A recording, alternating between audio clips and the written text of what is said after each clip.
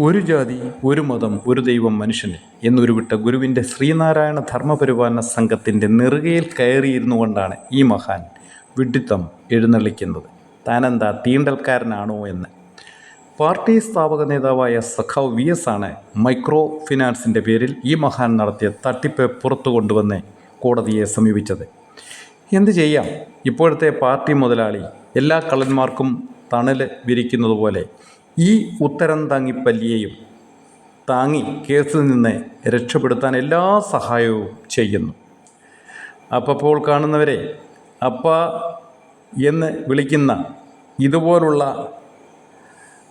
ദുരന്തങ്ങൾ വിചാരിക്കുന്നത് ഇവരാണ് ഈ ലോകം തിരിക്കുന്നത് എന്നാണ്. ആരെയും പുകഴ്ത്തും, അവനവൻ്റെ കാര്യസാധ്യത്തിന് വേണ്ടി എന്തും ചെയ്യും. എന്നിട്ട് പറയും ഗുരു തുല്യനാണെന്ന്. എന്തൊരു കഷ്ടമാണിത്. മഹാന്മാരുടെ പേരിൽ പിന്നീട് വരുന്ന എല്ലാ സ്ഥാപനങ്ങളുടെയും തലപ്പത്ത് ഇതുപോലുള്ള ദുരന്തങ്ങളാണല്ലോ എൻ്റെ ഡിങ്ക കടന്നു വരുന്നത്.